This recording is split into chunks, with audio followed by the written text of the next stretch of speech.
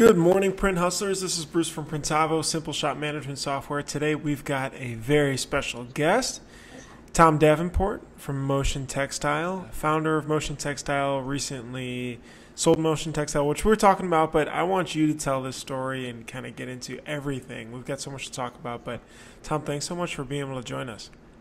Absolutely. Thanks for having me on the podcast. Great to be here.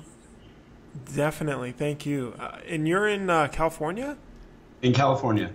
In beautiful, rainy Northern California. It's been stormy. In fact, you know what? I took just recently, last week, attended the ThreadX conference down in San Diego. Yeah. And took a couple days for vacation with the family, and we were expecting to get some sunshine, but it was brutally cold and rainy down in San Diego. Really? The week. It was a little bit of a bummer, but yeah. Holy cow. California has not been sunny California lately. Yeah, that's interesting. Yeah, I saw, maybe it was a week or 2 weeks ago, but Hawaii even had snow. So, wow. Yeah, that was a bit surprising. But so first of all, Motion Textile, tell us about how you started Motion Textile, when you started it, how you got into it all. I just want to get at the beginning first. Yeah, so I really started in this industry at the ripe old age of 17 years old, and I had pestered one of my best friends, a guy who is still one of my very best friends. We've known each other, for 20-something years, and he was working at a screen printing shop, and he was, kind of a guy I looked up to as an elder skate punk, and it was like, I want to work at the print shop with you, so we can, print band tees and do all sorts of fun stuff, which is really kind of not necessarily what working in a commercial print shop is all about, as I found out. But yeah. Anyway, pestered him. He finally got his boss to interview me, and got a job working there as a screen cleaner at, like I said, 17 years old. So that was my start in screen printing. Worked my way up to the manual printing press pretty quickly. That was the start of my career here. That was 1996. Okay. So quite a long time ago. From there, it's interesting. I actually moved that was in Sacramento. I moved from Sacramento back to the East Bay area to Oakland, where I lived previously. I lived in the East Bay prior to my move to Sacramento. And I had the opportunity to work at a handful of print shops there, and so I got a lot of experience. Ultimately ended up working at Cinderblock, which was a huge music merchandising company in the 80s and 90s.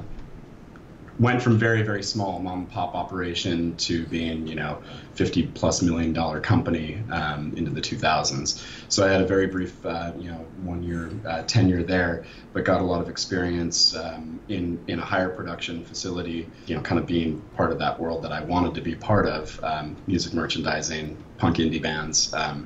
So a lot of fun stuff. I was able to kind of take that experience, move back to Sacramento, where I worked for the original screen print shop that I was hired at through my friend. Really? But it was under new ownership at that time. The new owner of the company, I think I got my best experience as an employee working for him, and it was because he really did everything the wrong way. So it was like when I eventually started my own business, it was like I made every decision thinking, like, what would he do? I'm going to do the opposite of that. Sure. No, those are great lessons. Like, yeah, no, was it managing people too, and like the whole gamut, or just production side, or? Yeah, I think what I took out of that more than anything was he was, things were very lopsided. So he had more people working in the office than in the production facility. In the print shop, in a very, very small business, like, you're managing your resources is everything. And, he was putting all of his investment into personnel in the office who were really not very efficient or effective. And it was like, 3 or 4 of us work in the print shop, and it was just completely lopsided. So I took, that's just one example, but I took, a lot of experiences that I had working for this poor guy and really, took that to heart as I was starting and growing my own company. That's interesting. What did you take away from when you went to the very high volume shop? What was a big takeaway from that experience, right? Because you were at a much smaller operation than how to a significantly larger one. Were there any eye-opening experiences there? One of my first jobs when I was in Oakland was at so this is right before I went to Cinderblock, was at a print shop that had been in business for years, and they really did, very large volume for me, very large volume orders. So they were doing orders of 10, 20, 50, 100,000 pieces. And that was shocking to me, just to see that much product coming in the door and to sit on a press. That was actually my first experience working on an automatic press, and it was an old precision oval press, total dinosaur. It was a dinosaur back then. Could be in an antique environment now, I guess. Yeah. Shop now. But to sit there and load shirts or unload shirts on a press, the same exact design for days on end, was shocking to me. I didn't enjoy that so much. Yeah. It was a great experience, and I think that having that type of experience working on projects like that, which we've done a lot of at Motion Textile over the years, some large, 50,000 plus piece orders, you understand then what your production employees are dealing with, right? So to have lived it yourself, you have a certain amount of understanding and empathy for them. Sure. You also need, you know how to call bullshit when they're coming up with certain issues that are nonsense. Sure. So you can empathize with them, and you can also put them in their place at the same time. That was an eye-opening experience, valuable experience, and I use it to this day. I'm able to leverage that experience. Interesting. That's very cool. Now you get into Motion Textile. Mm-hmm. Did you buy the business you were working in then, or did you go out and buy some used equipment or new equipment, or how did that get started? No, I actually started buying some equipment while I was working at that company, with no plans of starting a legitimate print shop. It was I wanted to have sort of an art studio print shop, and I was going to bootleg T-shirts and just do fun stuff in the evenings. And while I was in the process of doing that, literally we showed up for work one day and the doors were locked. It was we're done, right? And so I had purchased a manual press, and I had purchased a small exposure unit and a little black body dryer and a few pieces of equipment here and there, pieced it together and found a little hole in the wall type of warehouse, 1,000 square feet. And it was this was going to be where I would do my fun stuff. From that day on, it was oh shit, I need to start a real business here, And so, like I said, doors shut. Because I was the production manager at that very small print shop, I had interactions with a lot of the customers. Mm-hmm. And a handful of the customers reached out to me and said, what do we do? And I said, I might be able to help you. I've got a little press. Wait, so the owner just disappeared? It was... Yeah, he disappeared. I think I only saw him one time after that. Wow. Dealt with his wife. His wife handled payroll and the books there, and she was really amazing and sweet. I felt horrible for her. She cut us our last checks. We went to lunch, and then that was it. I never saw them again. Yeah, so that was the end. So you were kind of almost forced into it, right? Because you need some income coming in too, and what were you thinking about at that time? I was 20 years old at the time. Uh-huh.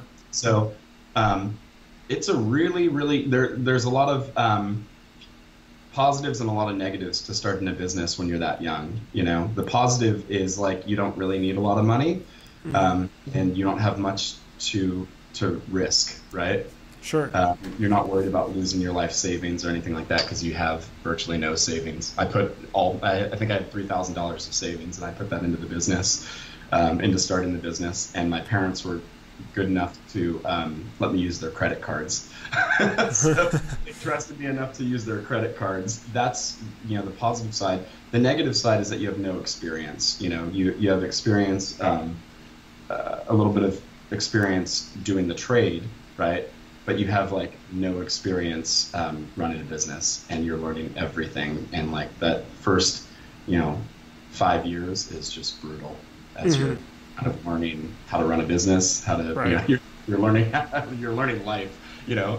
It's amazing how ugly and brutal it is, but it's you're also kind of building a business at the same time, and you are Yeah, I mean, within a few years, I was getting paid, and I actually had like a decent salary. So, What do you feel like you would have done if you were to go back to when you were 2021 and just starting out the shop again? What would you tell yourself to kind of skip some of the pain, right? yeah, That you know now. I think I would have had more direction on who we wanted to be as a company. I knew what I wanted the company to look like. Hmm. I knew like basically like where we are now, the printing facility, production facility that we have now. I kind of always had that in my head, right? Which is like it's you were to come over to Motion Textile. It's like this beautiful state of the art shop. We have 50,000 square feet. It's an amazing facility. I always kind of had that in my head, like that's where we were going to be someday. I'm not the best planner, but I'm pretty good at being goal oriented. So I had a goal of like what I wanted the company to look like. But as far as like whom like understanding like your target market and like how you're going to acquire that your customers within that space, or your markets, which I'm a believer in. That is something I wish I knew. It was like I just went and it was like we're going to work with everybody, Sure. everybody and everybody because you're desperate, right? Having a little more vision there and clarity of vision rather on which market or markets are going to be best or which types of customers are going to be best for your business, and really taking your time and focusing on that. I wish I had done that earlier on, and I would recommend that to anybody. The business plan has always been up here. And I think that there's a lot to be said for writing out a comprehensive business plan. I've never done that. It's always been up here. It's always been kind of changing and evolving. But really, actually, like zeroing in on your target market, I think is like would have been beneficial for me to do even at that when I was 20 years old with that one little manual printing press. So even saying, so hey, we're going to go after musicians or we're going to go after teams, like that specific you're saying? Absolutely, yeah. So establish. I mean, most people are going to have a few different target markets that they're serving, right? Mm-hmm. It's pretty tough. It's probably not the best thing to be all in on on music merchandising, right? Because we saw a lot of shops go under that way. We've always been pretty diversified. Even as a more mature company, we've maintained a certain level of diversification, and that worked really well. We grew in the economic. What do they call it now? What do they call it in 2008? What is it? Is it The Great Recession? Yeah. Yeah. We grew during that period, and that's kind of one of the cool things that you can do as a tiny little small business that is nimble. We were able to grow, but that was because of our diversification. That's Largely. interesting. I actually kind of want to dive into that quickly. So, recession '07, call it through 2009 and 10. You talk about growing through that. First, what size of a company were you at that period? People, revenues wise. We were, like in 2008, I want to say we did like 1.5 million, Mm-hmm. right? And I'm trying to think how many people we had at the time. I don't know. We probably had 15 to 20 people at the Got time. it. And when I say 1.5 million, that's service, right? So that's pure service. We're not selling printed T-shirts. We're not selling a finished product. We're creating and producing a finished product, but we're just selling our printing and our finishing services. Got it. Right. And So that is actually, I mean, if you're any pure contract print shop that's doing over $1 million a year, I have respect for it because it's tough to do that, just to maintain that type of revenue on doing pure printing is, pure service rather, is very, very difficult. were you always very contract focused, or did you fall into it? No. So that was like a decision that we had to make, I think around 2006. Okay. 2006. And there's a lot of thoughts about like, if you're going to be doing both custom work and contract work, is that a major conflict of interest? You can make an argument for that and against that. So I don't even want to get into that. I've had thought it over the years, and I think that my thoughts have actually kind of evolved on it because the market has changed so much. For us, it was just purely like, again, limited resources, right? You're a very, very small company. Are you going to be a sales house or are you going to be a production house, right? And it made sense to me at that time to say we could be pretty good at both, right? But we could be really, really good at one. And that was where we started. As a printer myself, we were, production focused. technique focused, etc. Let's just be really, really good at being a great print shop and being able to provide our printing services at a higher and higher volume. And then obviously all the ancillary services, like I said, trims, finishing, packaging, etc. Gotcha. So, and that's what pushed you to be more contract focused back in '06 or so. We literally, I mean, we always kind of maintained some of our, core group of early customers where we had a direct relationship with them, but I mean, very, very small amount of the overall revenue. And we actually started like referring, calls that would come in for new business. We started referring them to our customers, which actually really served us well. Referring direct business to our customers and then doing the print work for them, it was like that did a lot for us for the relationships that we were forming with our customers at the time. I'm going off on a tangent here, but this is interesting as I see similar questions on the Facebook groups and everything of if you're just getting going in contract, where do people find customers? Was there something that you guys did early on to help gain that initial traction? Well, I mean, so there's kind of like these various segments that we have always serviced and we still do to this day. Promotional marketing companies is huge, right? So within the promotional products world, I don't know, the numbers change, but it's like at least 50% of their revenue for promotional products distributors comes from promotional apparel. So those guys are purchasing a lot of product and they're purchasing a lot of printing, right? That's a huge source of business for us to this day. Got it. So that's one. Merchandising firms, primarily in the music space, that was a good part of our business. There still is, that industry has gone through a lot of changes, consolidation, et cetera. There's probably still a good amount of opportunity. I know a lot of companies, a lot of print shops are still, that's their primary source of business. Fashion, streetwear, retail lines, that's kind of the other market that we started servicing and still do to this day. Got it. Interesting. Okay, let me go back to '08 again because I want to focus on that as I find that's interesting. And you talk about growing through that period. How was that? How were you able to do that and still be able to grow and expand the company during that time? There's nothing like having a fire lit under your ass, which sure. A crazy economic downturn like that and the fears that arise, it's like you spring to action really, really quick because you've got employees, you've got an operation, you've got a family at home, and you need to support everybody. So just that incentive alone is enough. Being literally just acting out of fear can actually be a good motivator. It's not the best motivator always, but it can be at times like that. So spring to action. We were at a point where for a long time we'd kind of generally been at capacity, so we were kind of comfortable where we were. We started seeing a drop in business pretty quickly, and it's like, put your sales and marketing hat on. I started doing that's when in '09 we invested a good amount of money into a trade show booth. We had this beautiful custom trade show booth built and went to the PPAI show. Go out and hustle, go out and get new customers, present, do that's the time to put the money into marketing and sales efforts, right? And so that's what we did. Went through, started calling every customer, past and present. So even customers that weren't working with us, it's like, what can we do to start working with you again? It just forces you to go out and hustle, basically. Sure. Interesting. So it was marketing, it was the trade show booth at PPAI you mentioned, just really hopping on the phone and doing what I'm sure you would have done when you first started too. Yes. And it's like we're, at that point, we were less of an oil tanker than we are now, and obviously there are much, much larger operations and bigger businesses in our industry than Motion Textile.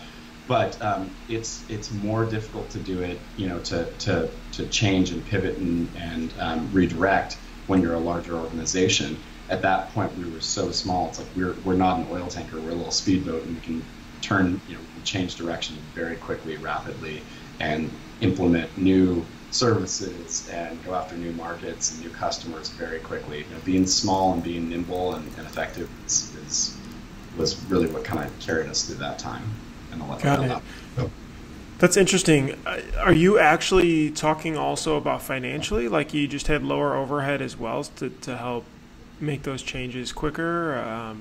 Obviously you Yeah, talk I mean, about now being a lot bigger. that was one of the only times. I think there's been two times in the company's history where we've had to lay people off, and we got really, really lean during that time as well. I mean, my wife came back into the business. She and I basically ran the entire company, the entire office, So she was doing all the administrative work, the majority of the accounting work. I was doing all the pre-press work, smaller footprint. So it's like I had this perfect, from pre-press out to the production floor was like a very short walk, and like things just were extremely efficient. So I was handling all the sales efforts, all the marketing, everything. We got lean and scrappy again, Sure. I mean, we were a small operation, but right. we tightened up, and then again, like I said, that's what allowed us to spend the money on a new trade show booth and doing a trade show, which, as you know, is very expensive. Yes, yes. 100%. Even doing a small booth is expensive. So yes, I couldn't agree more. The 15 to 20 people, did you have to let go of half, or? I don't know what we got down to. Unfortunately, I don't remember. But no, we didn't let go of half the people. Probably like, I don't know, I'd say 20% of our personnel. Got it. And those were, you mentioned that there were 2 times you guys had to do that. This was one. I mean, tell me about the other time that you guys had to scale back and refocus. So we expanded into the facility that we're in now in 2013. And a whole another long story that I wouldn't dare get into here, but we had shortly after moving and expanding into this new space, and as I'm trying to kind of like internally rebrand the company, we're going to grow up and be this mature operation, we had internal personnel implosion, if you will, that almost brought down the company. Really, really bad stuff that, I wouldn't dare get into in a podcast, but yeah. We had to rebuild the company from within, from a personnel standpoint. And it almost took down the company. We lost a lot of business during that period.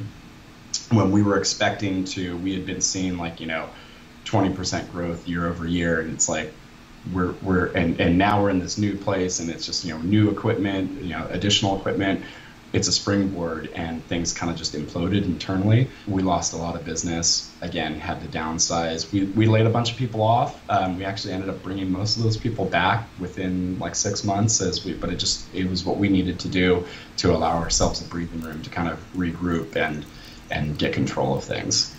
Are there any? I won't push you on it either. Yeah. Are there any maybe tips that came out of that you were like, okay, wow, I shouldn't have done this, or I could have managed this better for that not to happen? Or yeah, I was, and it's always been a weakness of mine. My focus has always been on the operation, from a nuts and bolts perspective, from a design perspective, and on the product. And I've not been the best about dealing with people. Right, in terms of dealing with our personnel. So I planned this whole huge expansion, right, where we were going from, we had 3 small buildings in a complex, and we totaled 18 to 20,000 square feet, to, like I said, moving into one big facility, 50,000 square feet. That was like my full-time job for a year, planning and actually, doing the move of the facility and establishing our new operation. I didn't focus on people. I was out of touch with our personnel, with our staff. There were a lot of issues between the management that was in place and the production workers, etc. And I was completely oblivious to it. That was my biggest mistake. So I'd done all this planning and forgot to focus on the people. Interesting. Were there things that you feel like having one-on-ones with more direct team members or managers, or things that could have made you be able to see that a bit clearer? That I guess what I'm trying to get at is, like, are there aspects that if somebody else is planning a much younger shop of a younger Motion Textile, and they're saying, hey, we're working on this big expansion, we're doing this, but oh wait, Tom mentioned, make sure you are directly meeting with your team once a month or something like that to get a better sense of what people are feeling and how things are going, so bad stuff doesn't happen. Yeah, I mean, I think there's a lot of different ways to do it. right? So whether it's one-on-ones, whether it's more frequent all staff meetings, it's that there's a lot of different ways that can be done. But the end result, what is most important is getting the buy-in from the entire organization into this new. Really, what we were doing is we were trying to establish a more mature company culture, essentially going from a garage mentality to a true kind of professional manufacturing mentality. I was there in my head, conceptually, this is what I was planning. I didn't communicate that vision to our staff, and I didn't get the buy-in from the staff. And that, I think, in hindsight, should have been paramount. Got it. Interesting. Yeah. That's very interesting.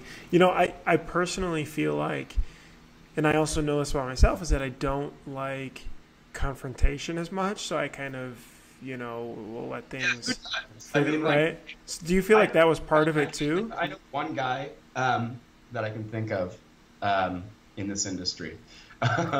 And he once said to me, "I love conflict."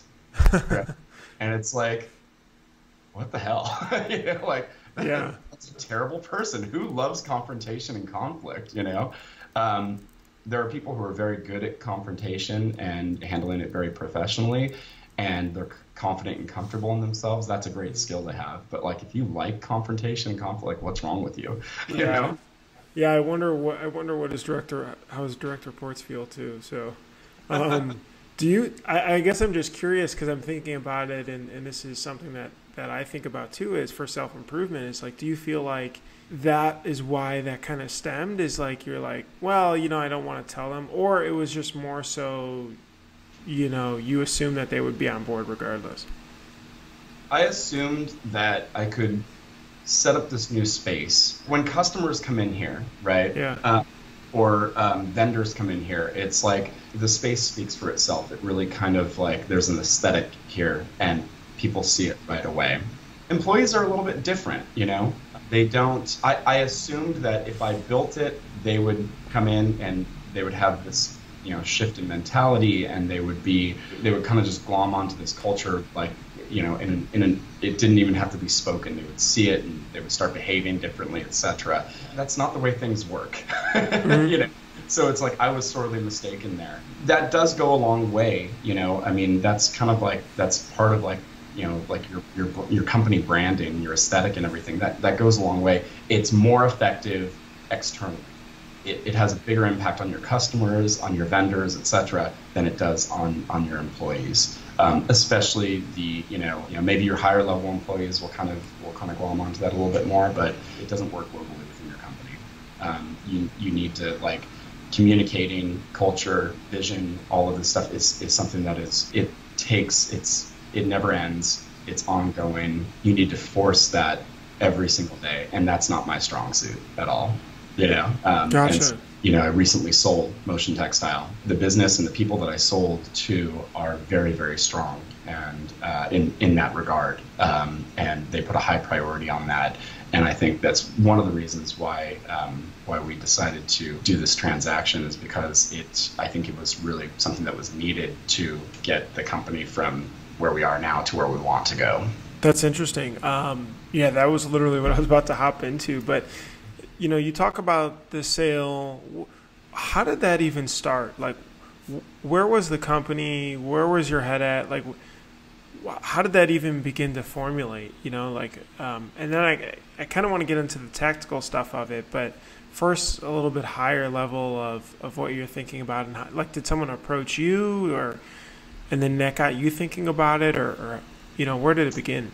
No, it had been in my head for many years that eventually I would sell the company, and eventually I would move on to something else within this industry or otherwise. That was definitely in my head for a long time, and I knew that when that time came, this is never going to be an operation that I can say, okay, deal's done, here are the keys, and I walk away. As a small business, a lot of times us founders and owners were just we're part of the DNA of the company, and so there's going to be a transition out no matter what, and it's probably going to be many years. anywhere from 1 to 5 years or more. It was something that I always had as a goal in mind, but it was always in my head that like it's going to be a multi-year process. And so if I'm feeling like I want to achieve that goal sooner than later, like we better really start thinking about it now. So I had in my head a list of the different types of companies that I thought would be a good fit for acquiring Motion Textile. As it turned out, and this happened very, very organically, the company that ended up acquiring us was actually one of our I think they were customer number 2 for us, which is like a crazy story. That company had been around for, they're actually celebrating their 30th year in business. Second generation is now running the company. So the CEO of the company is roughly my age. They actually weren't even a customer at the time, so we had parted ways as customer. The businesses kind of just grew apart, meaning we were going in a different direction, they were going in a different direction, and so we parted ways amicably. And that was ages ago. I've always been a big believer in not burning bridges, remaining in good standing with your customers and vendors of the past. We had always kind of kept in contact. They actually were a sales company, and they started a small production operation, I think about 6 years ago. They were looking to expand, and so the owner of the company reached out to me and said, hey, we're looking at doing a pretty large expansion. Can we come over and pick your brain? Maybe you could kind of help us with this. And I said, yeah, sure, come on over. And so we kind of toured our facility, and he said several times, like, this is the perfect facility. Like, if you guys were ever vacating here, like, we would love to move right in, It just got me thinking. So shortly after we met, I reached out hours later and called him and said, hey, I think we should talk because I think there's opportunity here. And so things just progressed from there. Interesting. And so I'm assuming you're on salary now, but they have taken over full ownership of Motion Textile? Yes. Yeah. Got it. And then was part of it, do you feel like financially driven too, right? I mean, a lot of owners as well will take a okay salary, but would like to have some sort of nice payday after spending so much time and sweat equity in the business for so long. Yeah, for sure. I mean, that's a motivator. It's not the primary motivator for me. I mean, like I have always been about the product and the operation first. We have a lot of room to grow here still in our current space. And as a company, they're bringing in a lot of resources and talent and different skill sets that I don't have or that we didn't have as a company.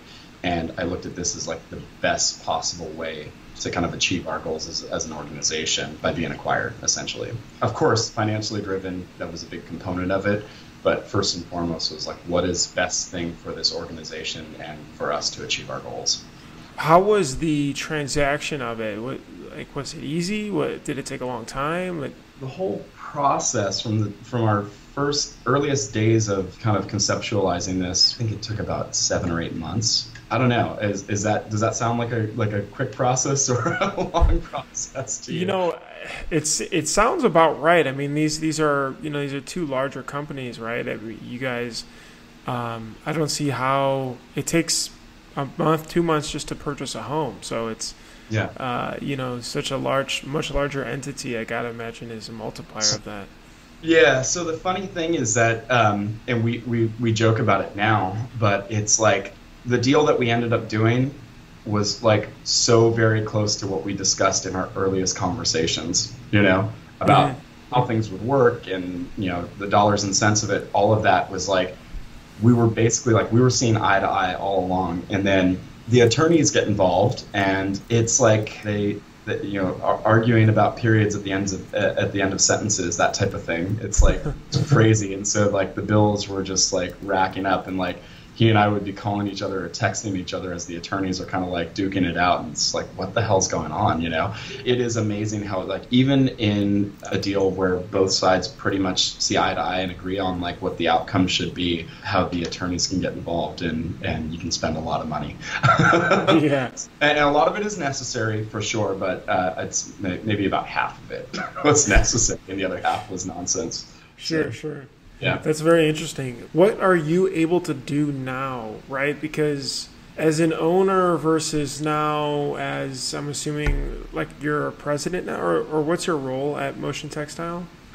I don't have a title.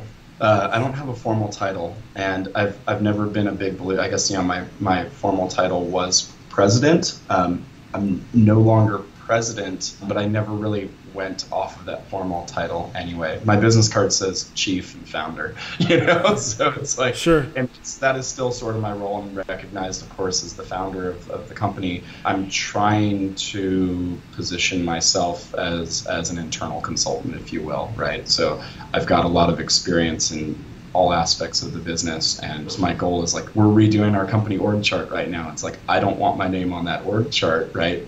Though I'm still, intrinsically kind of part of the company. Like, the place needs to run without me, and by not being, having this very formal role in the company allows me a certain amount of perspective. And the goal is to continue with that so that I can truly work on the business, but with a different perspective. So we like to call it's being hands-on, but not in the weeds, right? So like, you're able to focus on very, very granular aspects of the company that have huge impact on the company, but I'm like not so worried about getting an order out the door. Does that make sense? Sure. Obvious, like, big things is like, I don't have to deal with the payroll, right? Not that I ever dealt, we've always had a payroll service, but like, I don't worry about making payroll. I don't worry about cash flow. That infrastructure is in place now. So I'm definitely freed up from a lot of the administrative sides of running the company, and that's what allows me to work on the company now. Interesting. So like, yeah, go ahead on those. I'm busy, and it's like, I have my projects list is like a mile long. It's unbelievable. And by the way, it's like really taking things that, solving problems in a thorough way, not just like, patch,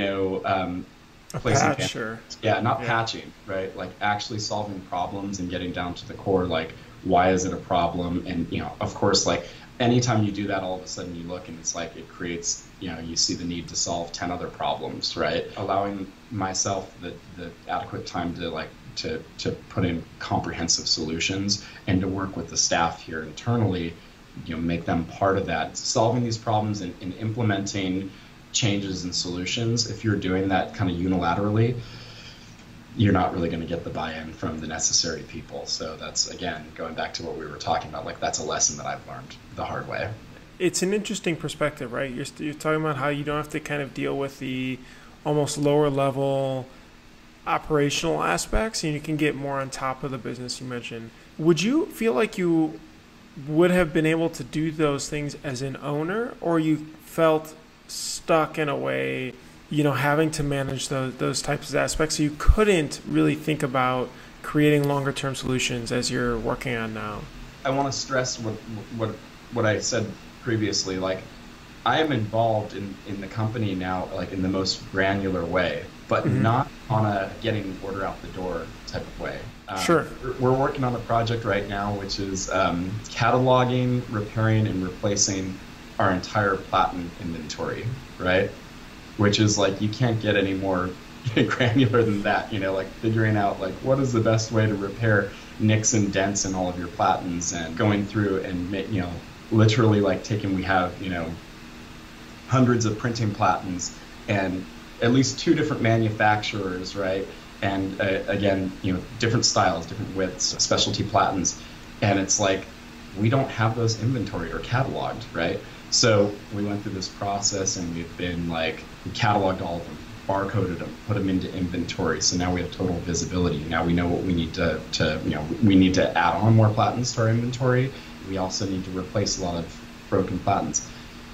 Something like that gets out of control over the years, and you can look and see it has a real impact on the printing presses, on the production employees who are working with those platens, and on the overall quality, right? That's, I think, pretty granular, right? But at the same time, it has nothing to do with like, are we going to get everything out the door that needs to get out the door today? Sure, right? sure. Which was more of your focus then. Yeah. So it's like, it's a weird thing. Like I said, hands-on, right? But you're not in the weeds of like, if you're just worried about like, how are we going to make our ship dates, right? You're never going to be able to get your hands into those, into the nitty-gritty, solving problems that really have a big impact on your day-to-day. So I don't know. That's kind of a weird concept, but yeah. I think it's super important, and it's very satisfying to me personally. At your size, is that role like almost a difference of a COO to CEO? And like, I know you're not a big title type, but those stereotypical types of roles, right? Is it more of like the operational person versus the?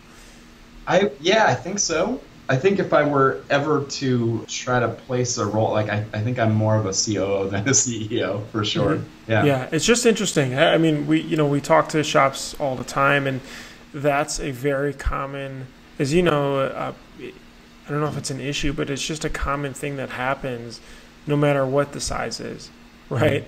And it's interesting that you're talking about as Motion Textile. How many team members do you guys have there? Well, under the new organization, we've got 75 employees here. Okay, so pretty good size, right? And that's still something that comes up when there's 10 people of focusing, trying to get things out the door and not being able to like build new training documents for new hires or something like that, right? Okay. It's just interesting that you talk about that, and it still happens at such a different size. Yeah. Yeah, everything that we're working on right now is geared towards, being an organization of 150, because we've got the opportunity to double in size actually fairly quickly, not making the same mistake that I had made before. We're focusing on people and on the operation to a different degree than we had ever done before. So that's going to create the foundation for growth and doubling in size and hopefully more beyond that. So that's awesome. Yeah. That's awesome, Tom. I really appreciate kind of getting into the nitty-gritties and sharing all the details. I know folks will be able to find that very helpful. Anyone or leader or business owner or book that you're reading or someone you're following that you can share? A new one comes to mind. Marco Pierre White, world famous British chef. He was like the youngest 3 Michelin starred British chef, the youngest 3 Michelin starred chef ever, and I think the first 3 Michelin starred chef out of Britain. I've been reading a lot about him, watching a lot of videos with him. He's got amazing insights into building an organization and operating at a very, very high level, both in terms of the size of his organization and the attaining these extreme levels of quality and maintaining that. So he's been phenomenal. And then actually Karl Lagerfeld just recently passed away. He was both the creative director for Chanel and Fendi in his 80s, still working like a madman. His story is pretty amazing. There's a lot to learn there. So I tend to go way outside of our industry for inspiration. I think that's awesome. And who was the first person's name, so I can write that down too? Marco Pierre White. He's famous for, like, Gordon Ramsay trained under Marco Pierre White. He's famous for making Gordon Ramsay cry. Huge accomplishment.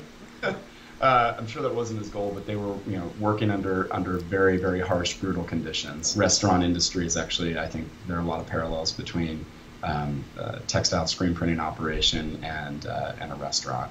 So again, totally separate industry, but you can learn a lot from that industry. Right. Oh, you know what? Before I forget, give a shout out. You're one of the guys who helped start In Kitchen. We had Rick on the show before too, but just talk about In Kitchen. This is super awesome. As I see you guys, especially at the trade shows, and just really giving out a lot of amazing content. What's In Kitchen about? Where can people find more info? The In Kitchen was kind of like a fun hobby blog site that was started really by my good friend Rick Roth of Mirror Image, who they've been in business for 40 years. And Rick is an industry legend. And they were, Mirror Image won every possible award there was to win, back in the 90s. And he's a great person and a great personal friend. He and I were at, I believe it was at the SGIA show in Orlando, probably back in 2013. And we were just talking about like how it'd be kind of fun to have a blog site where like sharing like candid information, right, with the rest of the industry. And like, sharing the cool stuff, but also sharing a lot of the hardships and failures. He had come up with the name The Ink Kitchen, right? And we said, like, we should do this. We ran with it. Again, it's kind of just been like a little side project hobby that we've done for a number of years. His wife, Pam, actually got involved with it, and she's kind of our social media guru. And so now with the three of us working together, we actually are turning it into a more legitimate, what will ultimately kind of be an industry news site and media company. We're doing a lot at the shows now. We have a partnership with Impressions, so we're doing their series of shop talks, which is interviews on the trade show floor at the ISS shows. Just recently did it at ISS Long Beach. That was awesome. The response has been really good. Nice big space. It's been a really, really fun experience, and I think people have gotten a lot out of it. And we're talking not so much with the industry gurus that we all know and love, but more so with people who are running print shops day to day or embroidery shops, etc. People who don't generally get out and speak in front of our industry. We hope to grow that, and it's very much in spirit with the Ink Kitchen, with the site, with our philosophy. Candid information, real world information from our industry for our industry. So, inkkitchen.com. Heck yeah. You can see all the shop talks videos there. That's awesome. That's perfect. I was just looking at the Instagram too. It's just the talking space that you guys had at Long Beach was really, really cool. So that's what caught my eye before. And Thank you. although I was running around a bunch, but it looked really cool. I'm going to watch these after as well. Awesome. Awesome, Tom. Well, thank you so much. I really appreciate all the good info and just spending some time with us this morning. Yeah, thanks, Bruce. All right. Have a good one. Take care.